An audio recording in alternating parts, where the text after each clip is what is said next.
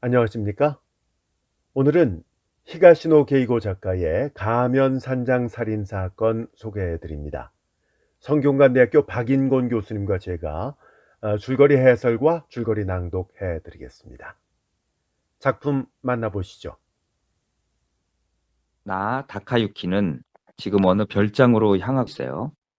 이 별장은 제약회사 회장인 노부히코의 소유입니다. 노부히코 회장의 딸인 도모미와 나는 결혼하기로 했었어요. 하지만 석 달 전 결혼식을 코앞에 두고 도모미가 자동차 사고로 사망했습니다. 우리는 이 별장 근처에 있는 작은 교회에서 결혼하기로 했었습니다. 그런데 도모미가 결혼식 점검차 그 교회를 혼자서 방문하기 위해 운전 중에 도로 절벽에서 자동차가 떨어져서 사망한 것이었습니다. 도모미의 아버지인 노부이코 회장은 매해 여름에 이 별장에 친인척들을 초대해서 휴가를 즐겼는데 올해도 비록 도모미가 죽었지만 이 행사를 진행을 했어요. 그리고 나 다카유키를 신뢰하고 좋아했던 노부이코 회장이 나도 부른 것입니다. 나는 사업상 노부이코 회장의 도움을 받고 있기 때문에 거절할 수는 없었어요. 비록 도모미가 죽었지만 노부이코 회장은 나를 자주 불러서 식사도 했고 사업상으로도 계속해서 도움을 주었습니다. 나도 가끔 노부이코 회장을 찾아뵈었어요. 나는 그런 생각을 하며 별장에 도착하니 노부이코 회장의 친인척들이 10여 명 가까이 모여 있었습니다. 아는 10여 명은 아니었고 10명 가까이 모여 있었어요. 아는 사람들이 대부분이었지만 처음 보는 사람도 몇 명 있었어요. 그렇게 어수선하게 서로 인사를 나누고 있는데 벨이 울립니다. 나가보니까 경찰 2명이 서 있어요. 경찰들은 혹시 별장 주변에서 거동이 수상한 사람을 보지 않았냐고 묻습니다. 우리가 못 봤다고 하자 혹시 수상한 사람을 보면 파출소에 연락해 달라고 하면서 떠나요. 다시 별장 사람들은 모여서 맥주를 마시고 여자들은 음식을 준비하며 아주 분주한데 도모미의 사촌인 유키에를 졸졸 따라다니는 기도라는 남자가 눈에 띄어요. 기도는 의사인데 아주 예쁘고 착한 유키에에게 마음이 있는 것입니다. 하지만 유키에는 기도에게 아주 쌀쌀맞게 대합니다. 유키에와 나와 도모미는 여러 번 식사도 함께 했어요. 유키에와 도모미는 사촌지간인데 쌍둥이처럼 자랐고 아주 친했었어요. 그리고 별장에 게이코라는 20대 여성도 등장합니다. 이번에 소설가로 데뷔했고 아주 똑똑한 여성이에요. 그런데 게이코가 갑자기 모두 모인 자리에서 도모미의 자동차 사고에 대한 얘기를 꺼냅니다. 게이코는 도모미가 사고로 죽은 것이 아니라 누군가에게 살해당했다고 생각한다는 것이었어요. 그러자 다른 사람들은 아니 경찰도 사고라고 조사를 끝냈는데 무슨 근거로 그런 추측을 하냐고 물어요. 경찰은 졸음운전으로 사망했을 것이라고 결론을 내렸어요. 하지만 게이코는 도모미가 절대로 졸음운전은 하지 않았을 것이라고 주장해요. 그러면서 아마도 누군가 도모미에게 수면제를 먹였을 것이라고 말합니다. 사람들이 다들 술렁이자 도모미의 아버지인 노부이코 회장이 그 얘기는 이제 그만하자고 말합니다. 그날 밤, 나 다카유키는 침대 위에서 2년 전 발생한 자동차 사고를 생각한다. 그 사고가 있었던 탓에 도모미와 내 운명 또한 바뀌었다. 2년 전 어느 날 비가 내리는 밤이었다. 도로에서 운전을 하고 있던 내 차를 도모미의 차가 뒤에서 들이받았다. 도모미는 무리하게 급발진을 하고 있다가 내 차를 들이받았던 것이다. 그런데 도모미의 차는 내 차를 들이받은 후 도로 옆에 있던 전화부스를 들이받고 멈췄다. 나는 괜찮았다. 내려서 가의 차를 향해 가보니 외제차였고 여자가 핸들 위에 머리를 숙이고 있었다. 얼마 지나지 않아 구조대가 왔다. 그런데 상당히 오래 걸려 여자를 꺼내서 들것으로 병원으로 싣고 갔다. 100% 여자의 잘못이었다. 상대편 변호사도 그것을 인정했다.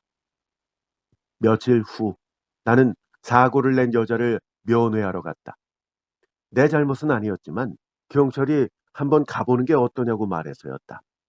나는 성의를 발휘해 꽃다발을 들고 가서 병실문을 노크했지만 아무 반응이 없었다. 한참을 노크하다가 돌아가려는 순간 병실 안에서 무언가 툭 하고 떨어지는 소리가 난 것 같았다. 나는 병실로 조용히 들어갔다. 그러자 놀라운 일이 벌어져 있었다. 그녀가 손목을 칼로 그어 자살을 시도했던 것이다. 아마도 내가 그냥 갔다면 그녀는 죽었을지도 모를 일이었다. 그녀가 바로 도모미였다. 그 후회한 사실이지만 도모미는 자동차 사고로 왼쪽 발목 밑을 잃었던 것이다.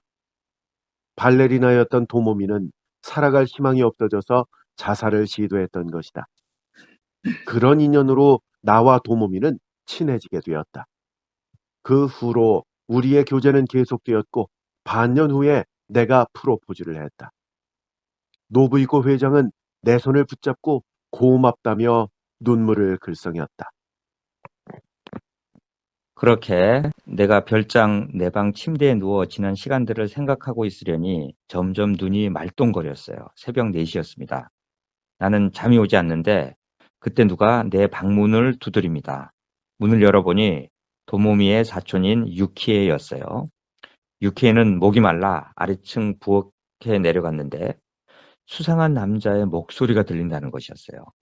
그래서 나와 유키에는 함께 아래층으로 내려가 봅니다. 부엌에 가서 벽에 있는 스위치를 올리자 환해졌어요. 그 순간이었어요.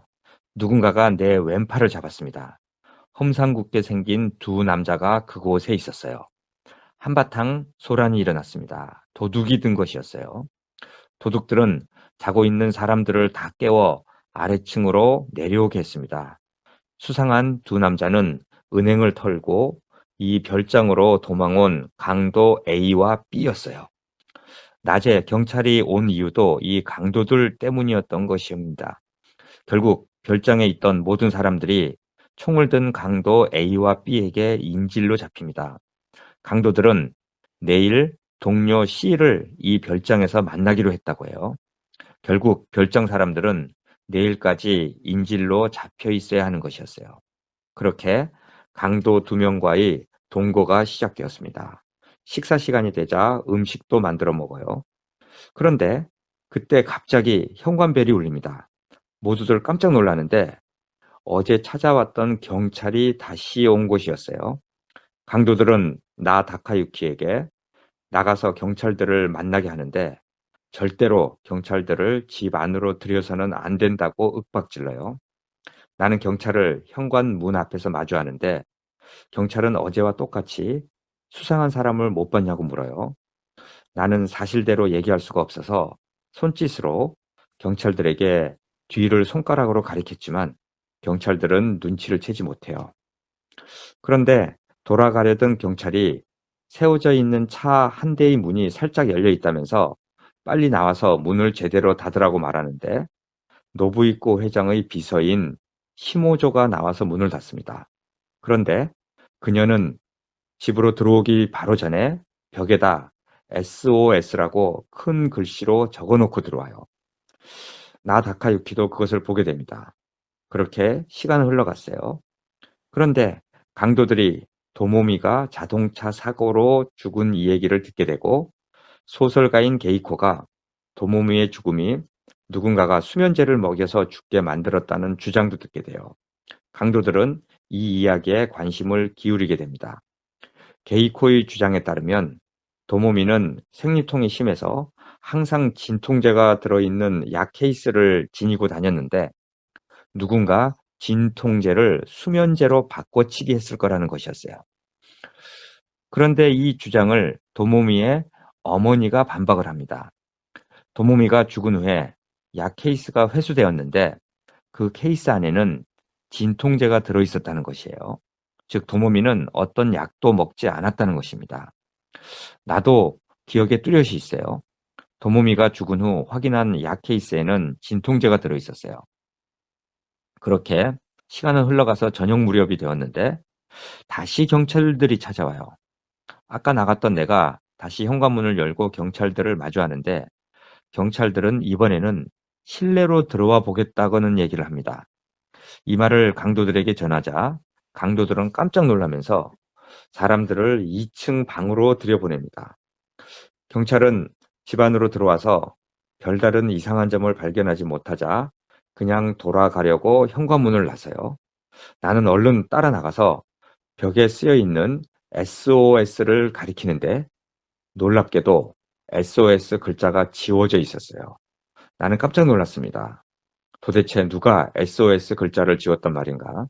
생각지도 못한 일이 벌어졌어요. 그런데 방금 화장실에 갔을 때 그 사실을 알게 됐습니다. 화장실 세면대 옆에 비닐 호스가 놓여 있었어요. 그 호스를 사용해서 창문 밖으로 물을 흘려보내서 글자를 지웠던 것입니다. 문제는 누가 그런 짓을 했느냐였어요. 분명 내부 사람입니다. 그런 생각을 하고 있는데 노부이코 회장의 아들이 나에게 다가와 귀에 대고 소곤댑니다. 타이머를 이용해서 집에 정전이 되게 만들겠다는 것이었어요. 정전이 되면 혼란스러운 틈을 타서 탈출하자는 계획이었어요. 모든 사람들에게 몰래 이 계획을 알려주었어요. 그리고 타이머는 화장실에 두었고 7시에 맞춰두었습니다.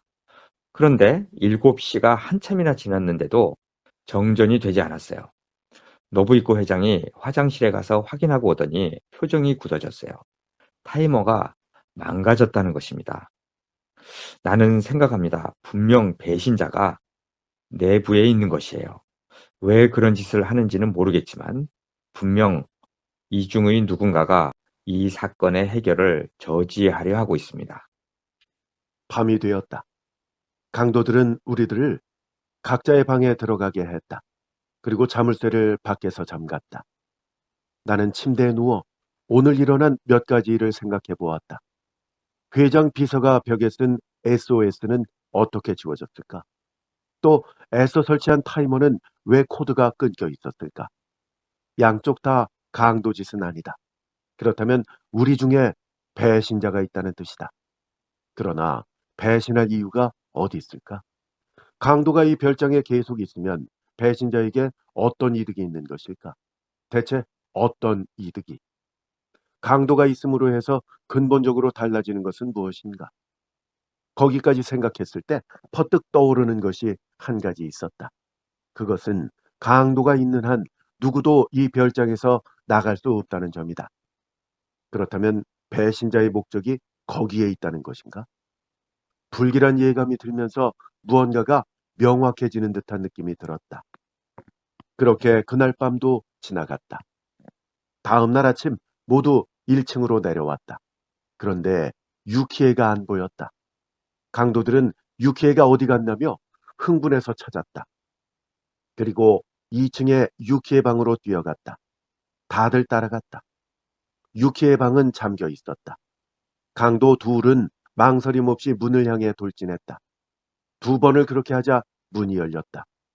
그러자 방 안에는 놀라운 일이 벌어져 있었다. 모두들 그녀의 모습을 보고 그 자리에 얼어붙고 말았다. 유키에는 침대에 엎드려 있었다. 그러나 그 등에는 칼이 꽂혀 있고 온몸은 피로 물들어 있었다. 모두들 크게 놀라며 강도들이 유키에를 죽였다고 강도들을 비난한다. 하지만 강도들은 자기들이 유키에를 죽이지 않았다고 항변한다. 도대체 유키에는 누구에게 그리고 왜 등에 칼을 맞고 죽어 있는 것일까? 특히 방문은 잠겨 있었기 때문에 유키에가 열어주지 않으면 들어갈 수가 없었다. 그런데 휴지통에서 찢어진 쪽지가 발견되는데 조각을 겨우 맞춰서 해석해보니 나중에 가니 문을 열어두라는 내용이었다. 즉 유키에를 잘 아는 누군가가 유키에에게 이런 메모를 남긴 것이었다. 그리고 유키에 방에서 유키에의 일기장도 발견되었다. 일기장을 살펴보니까 도모미가 차 사고로 죽은 날짜의 일기장이 찢겨나가고 없었다. 아마도 도모미의 죽음과 관련된 내용이 일기장에 쓰여 있었을 것이라고 다들 추측한다. 그리고 유키에를 죽인 범인이 일기장에 자기에게 불리한 내용이 있기 때문에 찢어버렸을 것이라고 말한다. 이런 상황들을 보고 있던 강도 중 한 명이 이렇게 소리친다. 당신네들 입으로 직접 말하기를 두려워하는 것 같아서 내가 대신 말해주는 거야. 이 당신네들은 하나같이 좋은 사람인 척하고 있지만 누군가 한 사람은 가면을 쓰고 있어. 그 여자를 죽인 사람은 당신네들 중에 있다고. 강도 A는 한 사람 한 사람을 손가락으로 가리키면서 말했다. 그 말에 압도당했는지 인질들은 잠시 말을 잃었다. 애석하지만 그의 말이 옳다고 다카유키는 생각했다. 무슨 일이 있어도 친척이나 지인을 의심하는 상황은 피하고 싶을 것이다. 그래서 논리적으로는 모순이 있어도 강도들이 유키에를 죽였다고 공격했던 것이다. 그러나 그의 말대로 차분하게 생각해보면 강도들이 범인이 아니라는 것은 명백하다. 소설가인 게이코가 모두들 모인 자리에서 아주 놀라운 이야기를 합니다. 사실 자기가 이번에 이 별장에 온 목적이 따로 있는데 그것은 도모미 죽음에 관한 의혹을 푸는 것이었다고 말을 해요. 그리고 자신은 도모미를 죽인 범인이 누구인지 알고 있다고도 말합니다. 단지 증거가 없다고 하며 도모미를 죽인 범인을 밝히는데 그 범인은 바로 조금 전 칼에 찔려 죽은 유키에라고 말을 해요. 이 말을 들은 모든 사람들이 깜짝 놀랍니다. 도모미와 유키에는 쌍둥이처럼 친한 사촌 사이였는데 말이 안 된다는 것이었어요. 그러자 게이코는 도모미가 사고로 죽은 날에 대해서 다른 사람들은 모르는 것을 자기가 알고 있는데 그것은 도모미가 자동차 사고로 죽기 바로 전에 유키에를 만났다는 것이에요. 아마도 유키에가 도모미에게 진통제 대신에 수면제를 줘서 먹게 했을 거라는 이야기였습니다. 그런 추측이 가능한 것은 도모미의 약 케이스에 수면제가 그대로 있었던 것이라면서 그날 도모미는 생리통이 심했기 때문에 분명 본인이 가지고 있는 약 케이스에 들은 진통제를 먹었어야 되는데 약 케이스에 그대로 진통제가 남아있다는 것은 아마도 유키에가 도모미를 만났을 때 자신의 것을 주었고 그 약은 진통제가 아니라 수면제일 것이라는 논리였어요. 이 말을 들은 모든 사람들은 깜짝 놀라면서 유키에가 그렇게 한 동기가 뭐냐고 묻자 게이코는 유키에에게 동기가 있었다고 말합니다. 그것은 유키에가 도모미와 결혼하기로 한 다카유키를 사랑했다는 것이었어요. 그리고 도모미도 유키에가 자신과 결혼하기로 되어 있는 다카유키에게 마음이 있다는 것을 눈치채고 걱정했었다고 말합니다. 그리고 유키에를 죽인 범인은 아마도 그런 사실을 알고 도모미의 복수를 한 인물일 것이라고도 얘기를 합니다. 이런 충격적인 이야기를 들은 다카유키는 사실 유키에가 자신을 좋아한다는 것을 알고 있었어요. 도모미와 함께 만나서 식사를 하고 발레를 보는 여러 번의 시간들에서 그런 인상을 받았었습니다. 그리고 도모미와의 결혼식이 얼마 안 남았을 때 유키에가 자신을 찾아온 것을 기억했어요. 유키에는 자신이 찾아온 것을 도모미에게 말하지 말아달라면서 본인이 직접 만든 초콜릿 선물도 주었어요. 그리고 도모미 언니를 행복하게 해주라고 말하면서 언니가 슬퍼하는 일은 없도록 해달라는 말도 했어요. 유키에와 헤어지고 돌아온 다카유키는 확신했습니다. 유키에가 자신에게 호감을 품고 있다고. 하지만 도모미 때문에 마지막으로 나를 만나러 온 것이라고 내가 이런 생각들을 하고 있는데 저녁 6시에 전화벨이 울립니다. 별장에서. 강도 A가 기다렸다는 듯이 받습니다. 전화는 강도 C에 전화했어요. 강도 A는 리더격인 강도 C에게 그동안 이곳에서 있었던 일들을 간략하게 얘기합니다. 강도 C는 오늘 밤 10시에 이 별장에 도착한다고 했어요. 드디어 강도들이 떠날 때가 된 것입니다. 그렇게 밤 10시가 되자 강도 C가 집 근처에 도착했다는 전화가 와요. 그러자 강도 A와 B는 모든 사람들을 거실에 모아놓고 눈을 가리고 손발을 묶었어요. 강도 C의 얼굴을 보면 안 된다는 이유였습니다. 결국 강도 C가 집 안으로 들어오는데 인질들이 강도 C가 은행 직원이라는 사실을 알고 있다는 것을 강도 C가 알게 되자 인질들을 다 불태워 죽이고 가겠다는 말을 해요. 강도 C가 은행 직원이라는 사실을 알아서는 안 되는 거였어요. 이 말을 들은 인질들은 기겁을 합니다. 그런데 강도 C가 묶여있는 인질들에게 다음과 같은 제안을 해요. 그것은 1시간 안으로 유키에를 죽인 범인을 찾아내라는 조건이었어요. 이 말을 들은 인질들은 우왕좌왕하면서 누가 범인이냐고 소리칩니다. 이때 노부이코 회장의 비서인 시모조가 나서서 탐정 역할을 합니다. 유키에가 죽기 전까지의 모든 일들을 유추해 나가는데 시모조는 누가 범인인지 알았다고 선언을 해요. 그리고 시모조가 강도들에게 눈가리개만이라도 풀어달라고 요청하자 강도들이 인질들의 눈가리개를 풀어줍니다. 그리고 시모조는 유키에를 죽일 수 있는 단 한 사람이 있다고 말하면서 벽에 써놓은 SOS 글자를 지우고 불을 내기 위한 타이머를 끌 수 있는 사람은 바로 노부이코 회장밖에 없었다고 말을 합니다. 노부이코 회장이 딸인 도모미를 죽인 유키에에게 복수를 하기 위해 유키에를 죽였다고 말을 해요. 노부이코 회장이 별장에 사람들을 모은 이유도 유키에를 죽이기 위함이었다고 말합니다. 그리고 이런 놀라운 이야기도 덧붙여요. 회장님은 도모 씨의 유품을 처음 건네받은 사람이죠? 근데 그때 약 케이스가 비어있지 않았나요? 시모조의 이 말을 들은 모든 사람들이 놀란다. 시모조가 말을 이었다. 하지만 회장님도 그때는 별다른 의심을 품지 않았겠지요. 근데 그 후에 사모님이 약 케이스를 열었을 땐 약이 들어있었어요. 그때부터 뭔가 이상하다고 생각하지 않으셨나요? 회장님이 봤을 때는 분명히 없었던 약이 담겨 있었으니까요. 회장님은 유품을 사모님에게 보이기 전에 유키에 씨에게 맡기셨어요. 그렇다면 비어있는 약 케이스에 약을 넣은 사람이 바로 유키에라는 얘기가 되겠죠? 근데 그녀는 왜 그런 짓을 했을까요? 도모미가 약을 먹었다는 사실을 숨기기 위해서였겠죠? 유키에는 도모미의 약 케이스에 든 약을 수면제와 바꿔치기 한 거예요.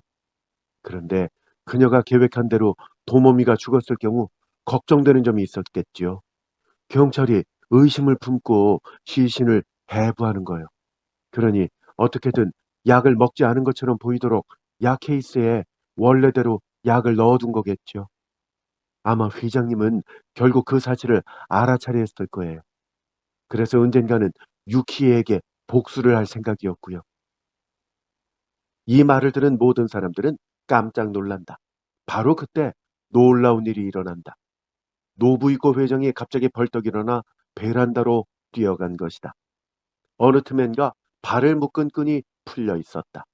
그리고 그는 베란다 난간을 넘어 뛰어내렸다. 그 직후 무언가가 호수에 떨어지는 소리가 들렸다. 이런 갑작스러운 상황의 전개, 라운지에 있던 모든 사람들은 패닉에 빠집니다. 강도들은 이 사건은 자신들의 알 바 아니며 새벽에 떠나겠다고 하며 인질들을 2층 방으로 돌려보내요. 그리고 라운지에는 다카유키 한 사람만 남겨둡니다. 온몸을 꼼짝할 수 없게 묶인 채 다카유키는 혼자 라운지에 남게 되었어요. 앞도 보이지 않고 다만 풀벌레 소리가 희미하게 들릴 뿐이었어요. 옆에서 강도 A가 지키고 있겠지만 그 기척이 느껴지지 않는 이상 고독하기는 마찬가지였어요. 대체 뭐가 어떻게 된 건지 다카유키는 지난 이틀 동안 벌어진 일을 다시금 떠올려 보았어요. 별장에 도착했을 때까지만 해도 설마 이런 사태가 연루될 줄은 꿈에도 몰랐어요. 그러나 다카유키에게 충격적이었던 것은 강도들에게 감금당했다는 사실보다 유키에의 죽음과 그의 얽힌 진상, 그것이었어요. 유키에가 도모미를 죽였다. 그리고 그 복수를 위해서 이번에는 노부이코 회장이 유키에를 죽였다. 믿기지 않았어요. 유키에가 약 케이스 안의 약을 바꿔치기 했다고 하는데 과연 그런 일이 가능할까? 그러나 비어있는 약 케이스에 약을 몰래 넣은 사람이 그녀라면 그럴 만한 이유가 반드시 있었을 것이에요. 그런데 아무리 생각해도 유키에가 사람을 죽이는 따위의 끔찍한 짓을 저지를 것까지 않았어요. 다카유키가 모르는 어떤 사정이 있었다고밖에 생각되지 않았습니다.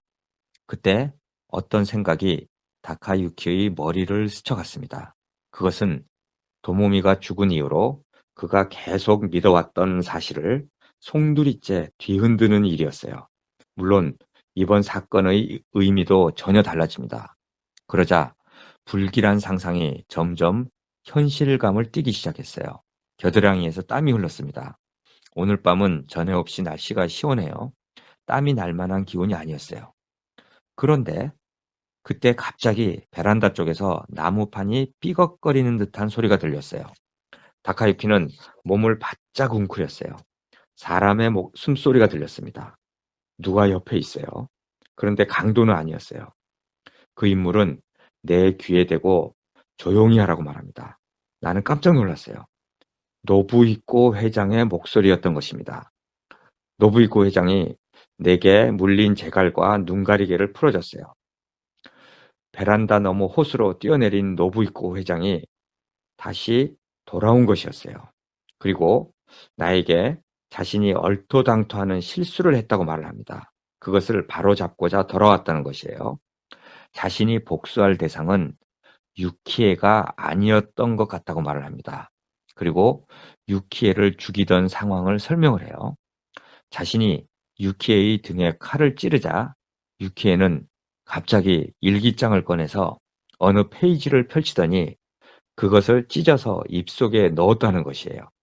그 당시는 경황이 없어서 그냥 도망 나왔는데 혼자 곰곰이 생각해 보니까 유키에는 일기에 자신이 숨겨주고 싶은 인물의 이름이 있었기 때문에 죽으면서도 일기장을 찢어서 없애려고 한 것이라는 생각이 들었다는 것이에요. 즉, 도모미를 죽인 인물은 유키에가 아니라 유키에가 사랑했던 어떤 사람이라는 것을 깨달았다는 것입니다. 그리고 자신은 경찰에 이런 사실을 털어놓고 도모미를 죽인 범인을 잡는데 협조할 생각이라고 말을 합니다. 이 말을 들은 다카유키는 자신 안에서 무언가 거무스름한 기운이 퍼지는 것을 느꼈습니다. 그리고 동시에 다카유키의 두 손이 노부이코 회장의 목을 조르기 시작했습니다. 그러면서 도모미와의 결혼을 앞둔 몇 개월 전의 일이 주마등같이 지나갔습니다. 도모미가 싫어진 것은 아니었다. 다만 그녀와의 결혼에 망설임을 느끼기 시작했다.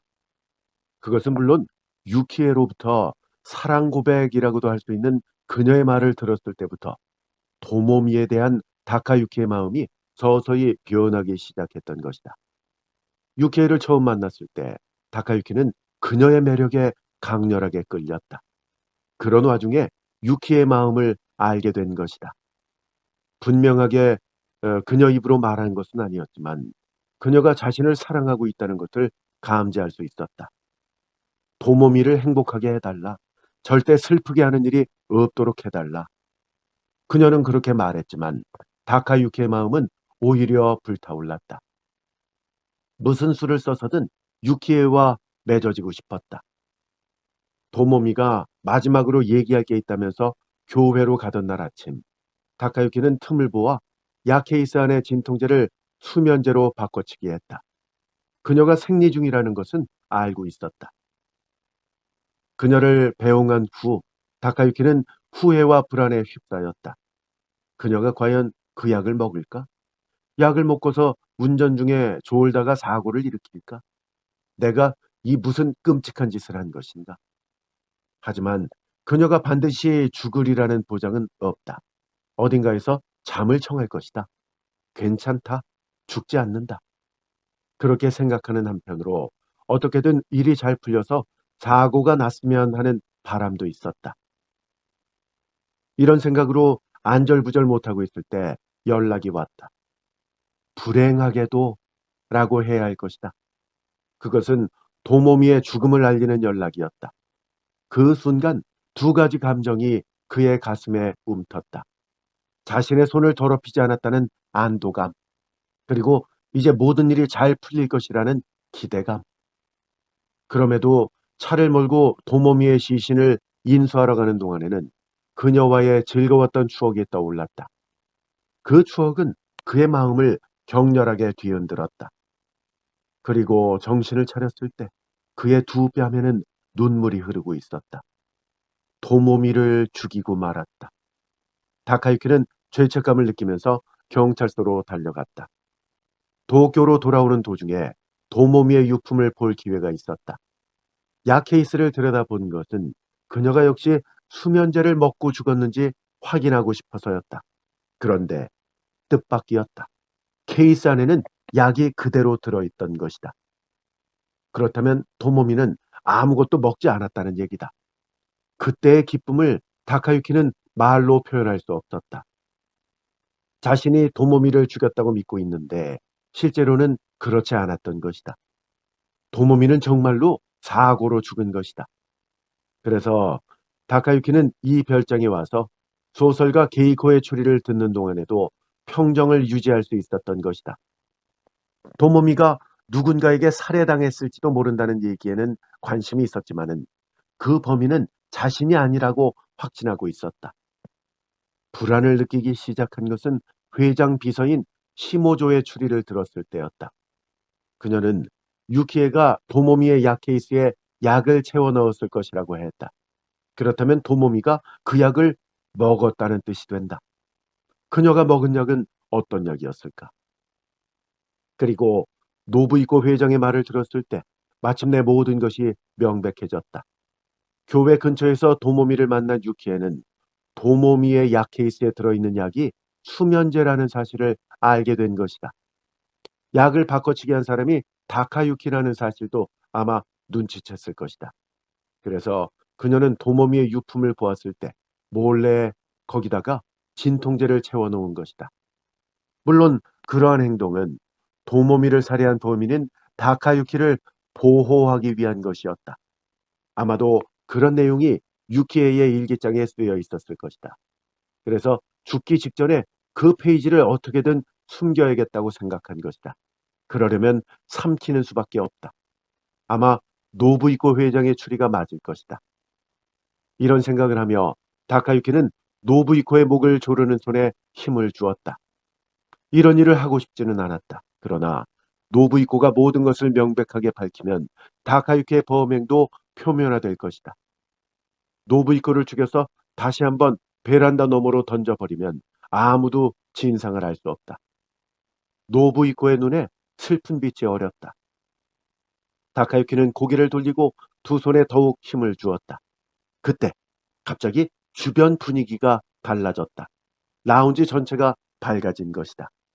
다카유키는 노부이코의 목에서 손을 떼고 사방을 둘러보았다. 2층 복도에 모두가 나란히 서서 그를 빤히 내려다보고 있었다. 예, 도모미 죽음의 진실은 이랬습니다. 도모미가 죽은 후 아무래도 이상하다고 느낀 노부이코 회장은 가족들과 친인척들에게 여름 별장에서의 휴가를 이용해서 다카유키가 도모미를 죽인 범인인지 아닌지를 밝히는 연극을 하자고 계획을 합니다. 강도 3명과 수시로 찾아왔던 경찰들도 다 연극 배우들이었어요. 결국 별장에서의 연극을 통해 다카유키가 도모미를 죽인 범인이라는 것이 밝혀집니다. 그리고 다카유키는 더욱 충격적인 이야기를 듣게 됩니다. 도모미가 죽기 바로 전 유키에를 교회 근처 찻집에서 만났는데 그때 도모미가 진통제를 먹으려고 약 케이스에서 진통제를 꺼내자 그 약을 본 유키에는 그 약이 진통제가 아님을 깨닫고 그 사실을 도모미에게 알렸어요. 유키에도 그 진통제와 똑같은 약을 갖고 있었기 때문에 도모미에게 자신의 약을 건넸어요. 도모미는 자신의 약 케이스에 다른 약이 들어있는 것에 깜짝 놀라지만 그냥 웃고 넘깁니다. 즉 도모미는 수면제를 먹지 않았고 수면제는 도모미의 약 케이스에 그대로 들어 있었어야 정상이었어요. 그런데 도모미가 죽은 후에 회수된 약 케이스에는 수면제가 아니라 진통제가 들어 있었어요. 그 이유도 충격적이었어요.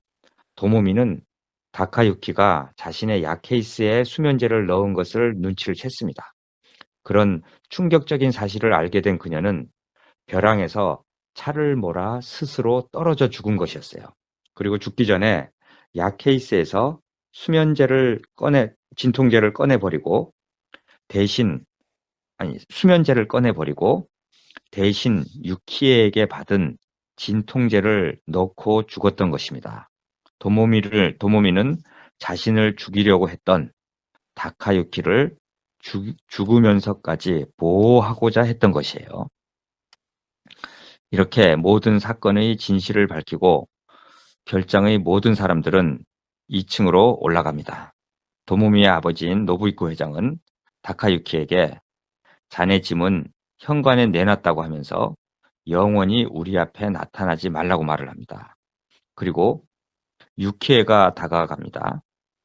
유키에는 도모미 언니를 그렇게 배신하지 말라고 부탁했는데 하면서 말끝을 흐립니다. 다카유키가 별장을 나설 때 누군가가 보고 있는 것 같아 뒤돌아보았어요. 그러나 아무도 없었습니다. 그리고 여기 왔을 때 분명히 있었던 현관문 위의 가면도 이미 사라지고 없었어요. 예. 이렇게 끝이 나는 거죠? 예, 이렇게 끝이 납니다. 가면 산장 살인 사건 스포일러편 두 차례 걸쳐서 소개를 해드렸고요. 이제 예. 완결편 마무리가 됐습니다. 어, 교수님 총평이 궁금한데 그 일반 편에서 뭐라고 하셨었죠? 악평을 했죠. 이거 악평 받을 만한데요. 그러니까요. 네, 이게 초창기 작품이라 네. 뭐 이제 이해는 조금 하는데 음. 뭐 설정도 좀 그렇고 유치한 것들이 많이 이제 나오죠. 아니 근데 그러니까 결론적으로는 그 유키에도 죽은 게 아니었던 거잖아요. 죽은 척. 아니에요. 이렇게 죽은 척하고 이제 다 연극으로 쇼를 한 거였어요. 아, 근데 어떻게 죽은 척을 합니까? 등에 칼이 꽂혀 있는 상태로 죽은 척을 한다? 그걸 그, 아무도 그러니까 적어도 이 저 다카유키는 속았어야 되는 거잖아요. 그렇지. 다카유키만 속이려고 했던 그렇죠. 거죠. 그렇게 속이려고 했는데 이렇게 속을 수가 있나요? 말도 안 되고 또 무슨 일기장을 뭐 네, 찢어가지고 그 죽는 순간에 입에다 놓고 뭐 한 것도 말도 안 되고 어떻게든 꺼냈어야 되는 거고. 그다음에 노부이코 회장은 뭐 그 뛰어내렸잖아요. 그랬다가 다시 돌아와서 뭐 예. 한다는 설정도 아, 당황스러운데. 그죠. 네, 네. 그러니까 이제 이런 책이 이렇게 많이 팔렸다는 게 더 당황스러운 거죠, 이제.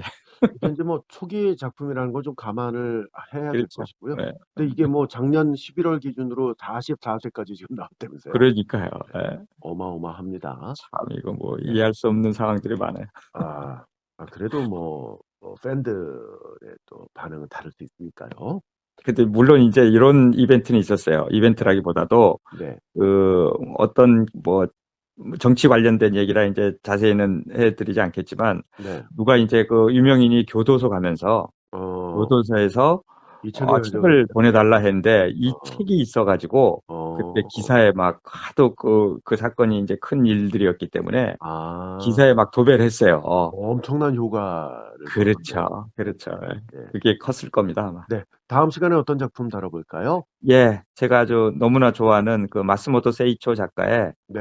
그 어느 고쿠라 일기전이라는 이제 단편이에요. 근데 네. 이 단편집이 실린 단편이 실린 단편집을 다뤄보려고 해요. 그렇군요. 이것도 스포일러 편이 있나요?